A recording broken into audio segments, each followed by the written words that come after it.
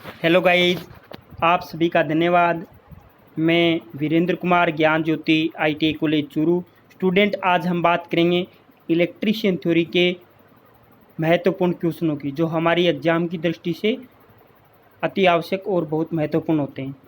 Okay guys, तो आज का हमारा इस क्वेश्चन सीरीज का पहला क्वेश्चन होगा, बैटरियों को समांतर क्रम में जोड़ा जाता है। बैटरियों को समांतर क्रम में क्यों जोड़ा जाता है गाइज? तो करंट की क्षमता को बढ़ाने के लिए, यानी करंट की क्षमता को, धारा की क्षमता को बढ़ाने के लिए बैटरियों को समांतर क्रम में जोड़ा जाता है। और ये वोल्टेज की क्षमता को बढ़ाने के लिए बैटरियों को श्रेणी क्रम में जोड़ा जाता है। तो यहाँ पे ऑप्शन ए दे रखा है, करंट की क्षमता को बढ़ाने के लिए बैटरियों को समांतर क्रम में जोड़ा जाता है। ऑप्शन बी है, वोल्टेज आउटपुट को बढ़ाने के लिए। नो, वोल्टेज बढ़ाने के लिए तो ट्रांसफॉर्मर यूज लिया जाता है।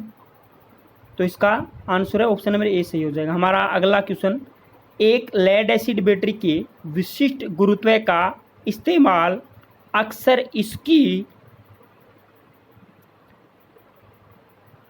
खालिस्तान को मापने के लिए किया जाता है। सीधी सी बात है गाइज कि चार्ज होने की स्थिति, कि बैटरी या सेल कितना चार्ज है, लेड एसिड बैटरी है वो कितनी चार्ज है, हमें उसका मापन किससे करते हैं? उसके विशिष्ट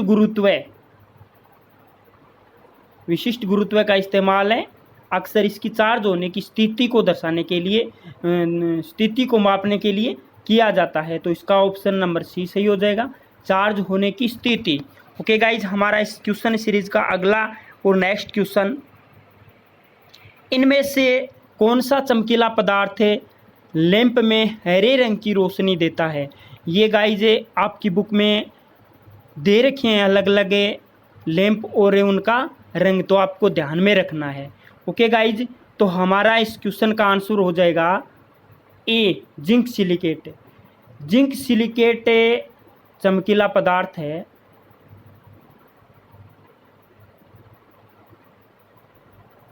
जिंक सिलिकेट चमकीला पदार्थ है, लैंप में हरे रंग की रोशनी देता है। ओके गाइज, तो इस क्वेश्चन का आंसर है ऑप्शन नंबर ई सही हो जाएगा। ओके गाइज, हम चलते हैं हमारे अगले क्वेश्चन पे। क्वेश्चन नंबर 22, फ्यूज का मुख्य कार्य निम्न में से क्या होता है?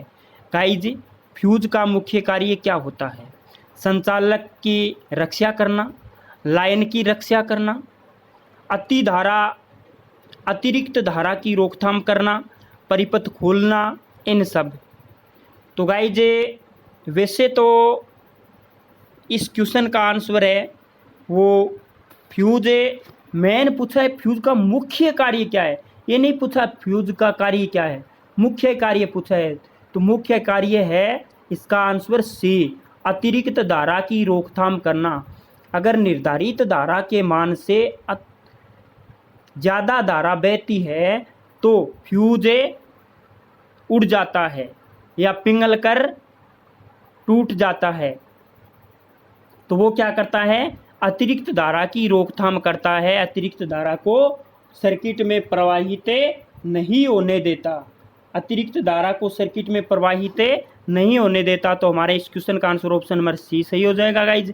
ओके गाइज, आगे चलते हैं। हमारा अगला और next question, lead acid battery plate को मजबूती देने के लिए निम्न में से किस धातु का इस्तेमाल किया जाता है? जिंक काक, टिन काक, आयरन काक, कॉपर काक, एंटीमनी का। तो guys, lead acid battery plate को मजबूती देने के लिए एंटीमनी धातु का इस्तेमाल किया जाता है। ओके गाइज, हमारा अगला और नेक्स्ट क्वेश्चन, ब्रिज रेक्टिफायर के लिए न्यूनतम कितने डायोड की आवश्यकता होती है? ब्रिज रेक्टिफायर के लिए 2, 4, 5, 6, 8 डायोड की आवश्यकता होती है। यानी इस क्वेश्चन का आंसर ऑप्शन नंबर बी सही हो जाएगा गाइज। ब्रिज रेक्टिफायर के लिए न्यूनतम 4 डायोड की आवश्यकता होती है। ओके गाइज, हमारा अगला और नेक्स्ट क्वेश्चन, इलेक्ट्रिक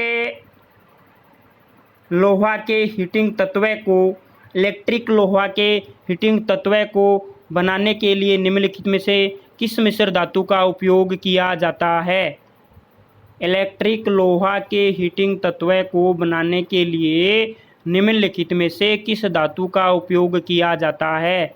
पीतल काक, कांसा काक, ड्यूराल्यूमेन काक, नाइक्रोम काक, इंक्वायर का। तो सीधी सी बात है गाइज, हीटिंग एलिमेंट किसका बना होता है? या इलेक्ट्रिक लोहा हो, इलेक्ट्रिक लोहा यहाँ पे किसको बोला गया है? इलेक्ट्रिक आयरन यानी प्रेस। सीधी सी बात है गाइज, क्वेश्चन को थोड़ा सा घुमा दिया गया है। इलेक्ट्रिक लोहा यानी इलेक्ट्रिक आयरन यानी प्रेस के हीटिंग तत्व को बनाने के लिए निम्नलिखित में से किस धातु का उपयोग किया जाता है? तो नाइक्रोम। ऑप्शन नंबर डी सही हो जाएगा। हीटिंग एलिमेंट हमेशा नाइक्रोम धातु का बना होता है, चाहे वो गीजर का हो, चाहे वो हीटिंग इलेक्ट्रिक आयरन का हो, चाहे वो इलेक्ट्रिक हीटर का हो, किसी का भी हो, हीटिंग एलिमेंट है वो नाइक्रोम धातु का ही बना होता है। ओके गाइज, हमारा अगला और नेक्स्ट क्वेश्चन, निम्न में से किसे मापने के लिए थर्मोकपल का इस्तेमाल किया जाता है? निम्न में से किसे मापने के लिए थर्मोकपल का इस्तेमाल किया जाता है? वोल्टेज को मापने के लिए एक, तापमान को मापने के लिए एक, विभवांतर को मापने के लिए एक, वेग को मापने के लिए एक, दाब को मापने के लिए। तो गाइज थर्मोकपल यंत्र है, उसका उपयोग तापमान टेम्परेचर मापने के लिए किया जाता है। तो ऑप्शन नंबर बी सही हो जाएगा।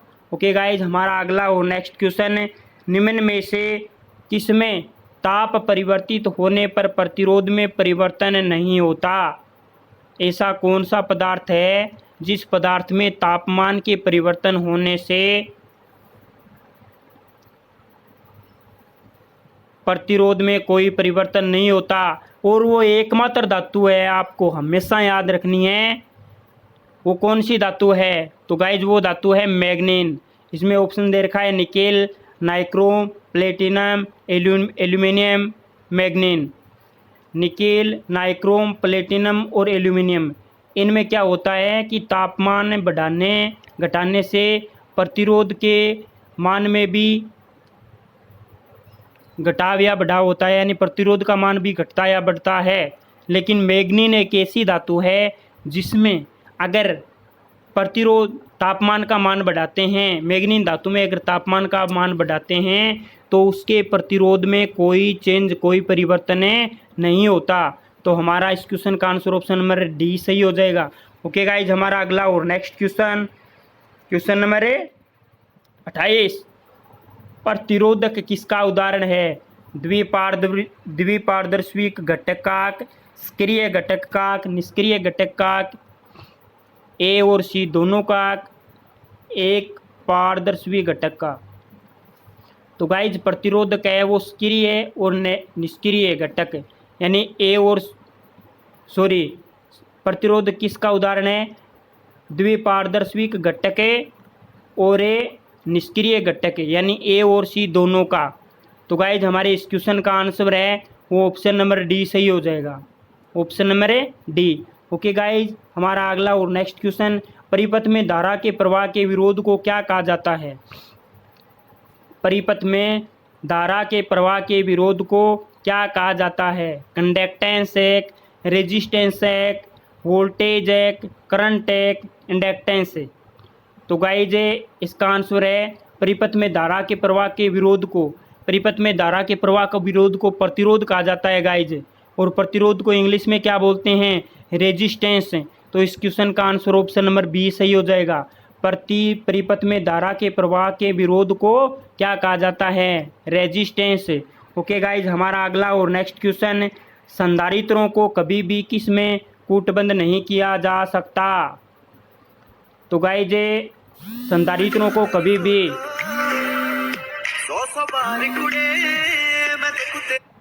संधारित्रों को कभी भी किलो फेरेड में कूटबंद नहीं किया जा सकता। संधारित्रों को कभी भी किलो फेरेड में कूटबंदी नहीं किया जा सकता। तो गाइस जिस क्वेश्चन का आंसर है वो ऑप्शन नंबर है ई सही हो जाएगा।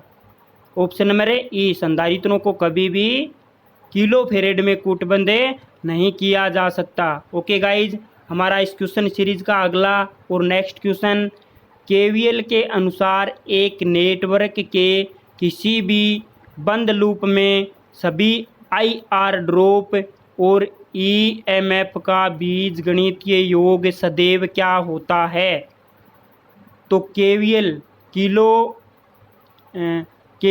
किरचॉफ का वोल्टेज लॉ, केवीएल की फुल फॉर्म है किरचॉफ का वोल्टेज लॉ। किरचॉफ के वोल्टेज लॉ के अनुसार नेटवर्क के किसी भी बंद लूप में सभी IR ड्रॉप और EMF का बीजगणितीय योग सदैव क्या होता है? तो गाइज वो होता है शून्य। तो इस क्वेश्चन का आंसर ऑप्शन नंबर ए सही हो जाएगा। ओके गाइज, हमारा अगला और नेक्स्ट क्वेश्चन, DC मशीन की चाल किसके द्वारा मापी जाती है? अरे चाल मापने के लिए कौन सा यंत्र काम में लिया जाता है? Voltmeter, ammeter, tachometer, multimeter, pyrometer. तो वोल्टमीटर वोल्टेज मापता है, एमीटर क्या मापता है? धारा मापता है, मल्टीमीटर प्रतिरोध मापता है, वोल्टेज मापता है, धारा मापता है, कई राशियां मापता है, और पायरोमीटर ये चाल नहीं मापता। तो चाल मापने वाला यंत्र कौन सा हो गया? DC मशीन की चाल मापने वाला यंत्र टेकोमीटर। तो इस क्वेश्चन का आंसर ऑप्शन नंबर सी सही हो जाएगा, टेकोमीटर। ओके गाइज, हमारा अगला और next question, DC shunt motor की पोलरिटी विपरीत की जाने पर मोटर आरंभ नहीं होगी, समान दिशा में चलेगी, पहले चलेगी फिर रुक जाएगी, समान चाल पर चलेगी, व्युत्क्रम दिशा में चलेगी। DC शंट मोटर की पोलरिटी विपरीत की जाने पर मोटर है वो उल्टी यानी विपरीत दिशा में चलेगी। तो गाइस इस क्वेश्चन का आंसर है वो ऑप्शन नंबर सी सही हो जाएगा। DC शंट मोटर की पोलरिटी विपरीत की जाने पर मोटर व्युत्क्रम दिशा में चलेगी, यानी ऑप्शन नंबर सी सही हो जाएगा कि जो मोटर पहले चल रही है उसके उल्टी दिशा में चलेगी। ओके गाइज, हमारा अगला और नेक्स्ट क्वेश्चन, DC मशीन के यांत्रिक हानि के अंतर्गत निम्न में से क्या आता है? DC मशीन के यांत्रिक हानि के अंतर्गत निम्न में से क्या आता है? हिस्टेरिसिस हानिक, वायु घर्षण हानिक, एडी धारा हानिक, आर्मेचर हानिक, क्षेत्र हानि।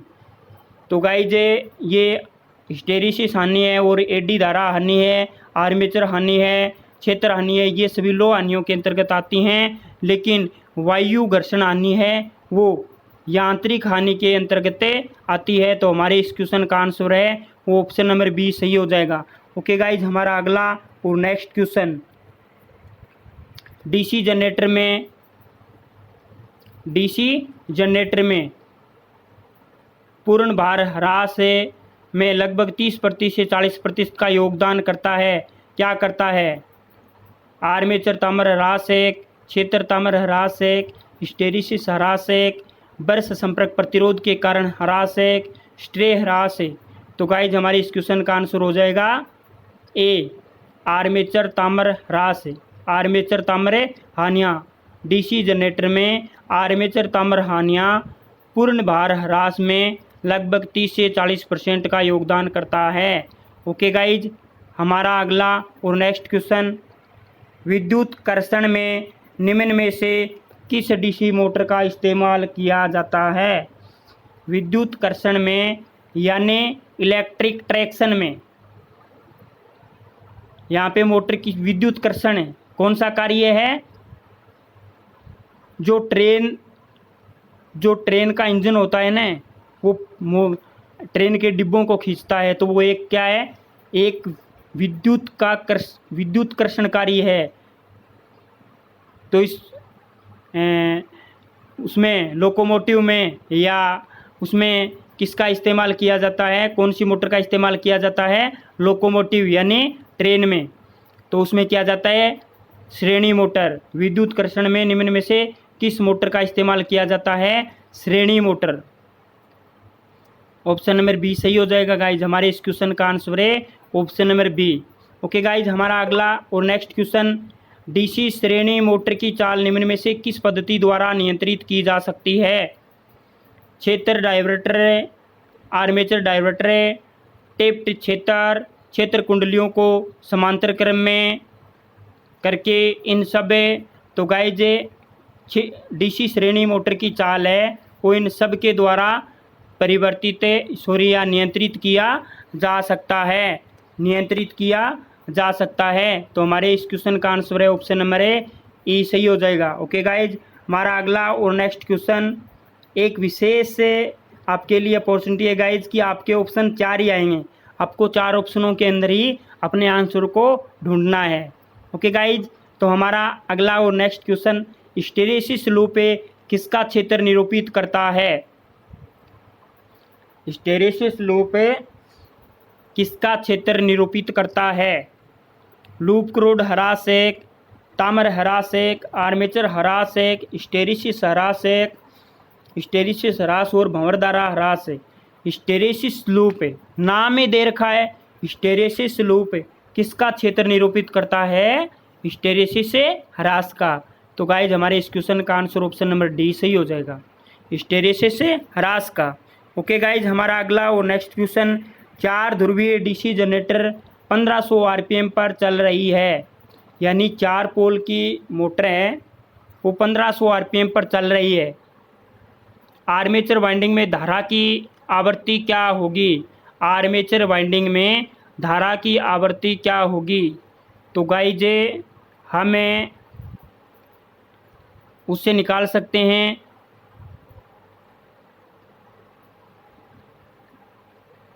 आवृत्ति निकालनी है तो F बराबर 120 गुणा P बटा N।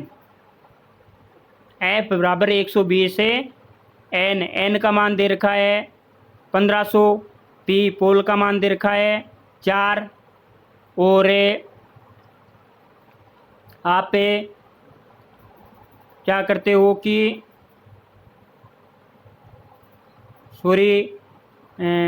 N 1500 आपको करना क्या है, F का मान निकालना है आवृत्ति। तो गाइज वो फॉर्मूला लग जाएगा PN बटा 120 से। ये जो पोल की संख्या निकालते हैं ना, 4 ध्रुवीय डीसी जनरेटर 1500 आरपीएम पर चल रही है, आर्मेचर वाइंडिंग में धारा की आवृत्ति क्या होगी? 50 हर्ट्ज होगी गाइज। और वैसे भी हम कह सकते हैं, क्योंकि अगर 2 पोल की मोटर है तो मोटर की आवृत्ति, अगर 2 पोल की मोटर है तो मोटर की गति 3000 आरपीएम होगी, उस समय मोटर की आवृत्ति भी 50 हर्ट्ज होती है। और 4 पोल की मोटर है तो मोटर की गति 1500 आरपीएम है, तो आवृत्ति कितनी होगी? 50 हर्ट्ज। तो इस क्वेश्चन का आंसर ऑप्शन नंबर बी सही हो जाएगा। ओके गाइज, हमारा अगला और नेक्स्ट क्वेश्चन, स्लिप रिंग प्रेरणी मोटर में कितने स्लिप रिंग होते हैं? स्लिप रिंग प्रेरणी मोटर में कितने स्लिप रिंग होते हैं? 3 1 4 1 5 1 6 1 7। तो गाइज स्लिप रिंग प्रेरणी मोटर में 3 स्लिप रिंगें होती हैं। ओके गाइज, हमारा अगला और नेक्स्ट क्वेश्चन, डीसी मशीन में कम्यूटेटर निम्नलिखित में से किसका कौन सा कार्य करता है? डीसी मशीन में कम्यूटेटर निम्न में से कौन सा कार्य करता है? एसी को डीसी में रूपांतरित करना, डीसी को एसी में रूपांतरित करना, ए और बी दोनों, आरंभिक धारा या बलागुण की आपूर्ति करना, ब्रशों को आधार देना। डीसी मशीन में कम्यूटेटर निम्न में से कौन सा कार्य करता है? डीसी मशीन में कम्यूटेटर निम्न में से कौन सा कार्य करता है? तो गाइस इस क्वेश्चन का आंसर है वो ऑप्शन नंबर सी है, एसी को डीसी में रूपांतरित करता है और डीसी को एसी में रूपांतरित कर, एसी को डीसी में रूपांतरित करता है और डीसी को एसी में रूपांतरित करता है। तो ऑप्शन नंबर सी सही हो जाएगा। ओके गाइज, हमारा अगला और नेक्स्ट क्वेश्चन, एक 220 वोल्ट डीसी मशीन में शंट फील्ड प्रतिरोध 440 से ओम में पाया जाता है। सीधी सी बात है कि 220 वोल्टेज दे रखी है, डीसी मशीन है, शंट फील्ड प्रतिरोध का मान दे रखा है 440 से ओम में, और शंट फील्ड करंट पूछी है। तो शंट फील्ड प्रतिरोध दे रखा है, शंट फील्ड करंट पूछी है, तो करंट क्या होता है, आई बराबर क्या होता है, वी बटा आर। वी कितना है 220 वोल्टेज और आर कितना है 440 वोल्टेज। जब आप 220 के अंदर 440 का भाग देते हो तो आंसर आता है 0.5 एम्पियर, और हमें वही पूछा है, शंट फील्ड करंट का मान ही पूछा है। तो हमारे इस क्वेश्चन का आंसर है वो ऑप्शन नंबर बी सही हो जाएगा, 0.5 एम्पियर। ओके गाइज, हमारा अगला और नेक्स्ट क्वेश्चन, यदि डीसी मोटर की बिना किसी लोड के गति 2000 आरपीएम है और फुल लोड की गति 1900 आरपीएम है तो इसका वोल्टेज नियमन कितना है। तो इसका वोल्टेज नियमन कितना है। तो गाइज यहाँ पे दे रखी है कि यदि डीसी मोटर की बिना किसी लोड के गति नियमन कितना है 2000 और फुल लोड की गति नियमन कितना है 1900, तो आपको करना क्या है, 2000 में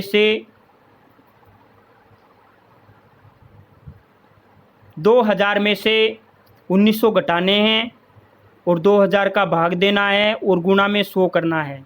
तो 2000 में से 1900 घटाए तो कितना बचा 100, 100 में भाग दिया 2000 का और इंटू 100, तो इंटू 100 किया तो 2 बिंदी से 2 बिंदी कट गई और ऊपर बचा 100, 100 में 20 का भाग देंगे तो कितनी बार जाएगा 20 पंजो 100। तो वोल्टेज रेगुलेशन, वोल्टेज नियमन कितना हो गया 5%। तो गाइज इस क्वेश्चन का आंसर है वो ऑप्शन नंबर ए सही हो जाएगा। गाइज अगर आपको इस प्रकार के क्वेश्चन न्यूमेरिकल क्वेश्चन करने हों तो आप मेरे को मेरे पर्सनल व्हाट्सएप नंबर पर कमेंट करके बता देना, मैं आपको इन प्रश्नों को सोल्व करके एक वीडियो बना के आपको अतिरिक्त प्रोवाइड करवा दूंगा जिससे आपको आसानी से समझ में आ जाए। और सबसे अच्छी बात है कि अगर न्यूमेरिकल क्वेश्चन करने हों आपको, अगर नहीं आ रहे हों और आपको प्रैक्टिस करने हों तो आप कॉलेज में आकर के मेरे पास सीख सकते हैं। ये आपके लिए अपॉर्चुनिटी है, आप इसी टाइम में आ सकते हैं। ओके गाइज, ये आपके एग्ज़ाम में इन क्वेश्चनों का 10% योगदान रहता है। यानी अगर आपके 50 क्वेश्चनों का पेपर होता है तो कम से कम हो सकता है 10 क्वेश्चन आपके न्यूमेरिकल टाइप हो सकते हैं, और यही कंपटीशन एग्ज़ाम में होता है। कंपटीशन एग्ज़ाम में तो 20-25% तक चला जाता है इसका लेवल। ओके गाइज, तो हमारा अगला और नेक्स्ट क्वेश्चन, बैटरी में किसी पदार्थ के रासायनिक समकक्ष या समकक्ष वजन को निर्धारित किया जाता है। किससे किया जाता है, किससे किया जाता है, फेराडे का इलेक्ट्रोलाइसिस का नियम। बैटरी में किसी पदार्थ के रासायनिक समकक्ष या समकक्ष वजन को फेराडे का इलेक्ट्रोलिसिस का नियम से निर्धारित किया जाता है। वजन से निर्धारित फेराडे का इलेक्ट्रोलाइसिस नियम से किया जाता है। ओके गाइज, तो हमारे इस क्वेश्चन का आंसर ऑप्शन नंबर ए सही हो जाएगा। हमारा अगला और नेक्स्ट क्वेश्चन, डीसी जनरेटरों में पोल के साथ किस प्रकार बांधे जाते हैं। वेल्डिंग करके एक, ब्रेजिंग करके एक, रिवेट करके एक, काउंटर संक स्क्रूज के द्वारा सोल्डरिंग करके। तो डीसी जनरेटरों में पोल शूज है वो पोल के साथ किस प्रकार बांधे जाते हैं। तो गाइज हमारे इस क्वेश्चन का आंसर है वो ऑप्शन नंबर डी सही हो जाएगा, काउंटर संक स्क्रूज के द्वारा, डी। ओके गाइज, हमारा अगला और नेक्स्ट क्वेश्चन, एक स्टार संबंध 3 फेज यानी 3 फेज सर्किट का फेज वोल्टेज 200 वोल्ट है, लाइन वोल्टेज कितना होगा? एक स्टार संबंध 3 फेज सर्किट का फेज वोल्टेज 200 वोल्ट है, लाइन वोल्टेज कितना होगा? तो लाइन वोल्टेज होगा guys option number D 346.4 volt. क्यों होता है ये कि स्टार के अंदर लाइन वोल्टेज बराबर होता है फेज वोल्टेज गुना √3। √3 का मान कितना होता है? 1.732। अगर आप 200 को 1.732 से गुना करोगे तो वो आएगा 346.4 वोल्ट, क्योंकि लाइन वोल्टेज को बोलते हैं VL। लाइन वोल्टेज VL बराबर होता है फेज वोल्टेज यानी VP गुना √3। √3 का मान होता है 1.732। जब आप इस क्वेश्चन को आपको करना हो तो आपको करना क्या है? VL बराबर करना है VP बटा √3। √3 का मान रखना है 1.732 और VP का मान रखना है VP फेज वोल्टेज 200। तो आप 200 को 1.732 से गुणा करोगे तो जो आपका आंसर आएगा वही आपका आंसर होगा। तो इसमें आंसर आएगा, आपका उत्तर आएगा 346.4 वोल्ट। ओके गाइज, इसका आंसर डी हो जाएगा। ओके गाइज, आगे है हमारा, यदि 150 ओम, 180 ओम और 60 ओम के प्रतिरोध स्टार में जुड़े हुए हैं तो तुल्य डेल्टा कनेक्शन ज्ञात कीजिए। सीधी सी बात है गाइज, इसमें स्टार को डेल्टा में बदलना है। तो स्टार को डेल्टा में बदलने के लिए मैंने एक अतिरिक्त वीडियो बना रखी है, वो आप देख सकते हैं या मेरे से कमेंट करके पूछ सकते हैं कि सर ये क्वेश्चन सोल्व करके बताओ। मैं यहाँ पे सोल्व करके नहीं बता सकता, तो इसका आंसर है वो ऑप्शन नंबर ए हो जाएगा, 780 ओम, 260 ओम और 312 ओम। और ये स्टार और डेल्टा का मैंने करवाया भी है। ओके गाइज, इस क्वेश्चन सीरीज का अगला और नेक्स्ट क्वेश्चन, एक डीसी शंट मोटर की टॉर्क और आर्मेचर करंट की विशेषता क्या है? एक डीसी शंट मोटर की टॉर्क और आर्मेचर करंट की विशेषता क्या है? सीधी सी बात है गाइज, वो है रेखिक। अगर डीसी शंट मोटर में आर्मेचर धारा का मान बढ़ता है तो शंट मोटर में टॉर्क का मान भी बढ़ता है, यानी रेखिक रूप से बढ़ता है। रेखिक रूप से बढ़ता है, एक साथ बढ़ता है। ये नहीं कि आर्मेचर धारा का मान बढ़ाते हैं तो टॉर्क का मान कम ज़्यादा बढ़ता तो है, लेकिन कम बढ़ता है ज़्यादा बढ़ता है, एक साथ रेखिक रूप से होता है। तो इस क्वेश्चन का आंसर है वो ऑप्शन नंबर ए सही हो जाएगा, रेखिक ए। ओके गाइज, हमारा अगला और नेक्स्ट क्वेश्चन, यदि सीरीज फ्लक्स उसी दिशा में है जिससे शंट फ्लक्स है तो मोटर को किस प्रकार का कहा जाता है? यदि सीरीज फ्लक्स उसी दिशा में है जिसमें शंट फ्लक्स है यानी जुड़ने वाले स्वभाव का है तो मोटर को किस प्रकार का कहा जाता है? Cumulative compound. ये डीसी मोटर की बात हो रही है गाइज। डीसी मोटर है वो कितने प्रकार की होती है? डीसी मोटर के प्रकार, DC series motor, DC shunt motor, DC compound motor 3 प्रकार की होती है। और डीसी कंपाउंड मोटर भी 2 प्रकार की होती है, कम्युलेटिव कंपाउंड, डिफरेंशियल कंपाउंड। तो गाइज इसका आंसर है ऑप्शन नंबर ए सही हो जाएगा, कम्युलेटिव कंपाउंड मोटर ए। ओके गाइज, हमारा अगला नेक्स्ट और लास्ट क्वेश्चन, यदि एक खोखले एयर कोल्ड इंडक्टर कॉइल में तांबे के तार के 500 टर्न हैं जो कि 10 एम्पियर का डीसी करंट गुजारे जाने पर 10 मिली वेबर का चुंबकीय फ्लक्स पैदा करता है तो इसका स्व प्रेरण कितना होगा? इसका स्व प्रेरण कितना होगा? ओके गाइज, तो 10 को 10 मिली वेबर है। आपको करना क्या है कि ये आपस में मिली वेबर मिली हेनरी रह जाएगा और ये कट जाएगा। गाइज ये क्वेश्चन है, आपको मैं ये अलग से करवा दूंगा, लेकिन आपको इसका आंसर है ध्यान में रखना है 500 मिली हेनरी। एक यदि ये खोखले एयर कंडक्टर कॉइल में तांबे के तार के 500 टर्न हैं और जो कि 10 एम्पियर का डीसी करंट गुजारें, तो 10 मिली एम्पियर का चुंबकीय क्षेत्र फ्लक्स पैदा करना है, तो स्व प्रेरण कितना होगा। और प्रेरण का किस में मापते हैं इसको, स्व प्रेरण को हेनरी में, तो इसका आंसर हो जाएगा 500 मिली हेनरी। ओके गाइज, इस क्वेश्चन का आंसर हो जाएगा 500 मिली हेनरी। आज के लिए इतना ही गाइज, थैंक्स से यूं ही बने रहें हमारे इस यूट्यूब चैनल के साथ। धन्यवाद सभी का, और वीडियो ज़रूर देखिएगा, एग्ज़ाम की दृष्टि से बहुत महत्वपूर्ण है। Annual exam in A best video. Thank you, धन्यवाद।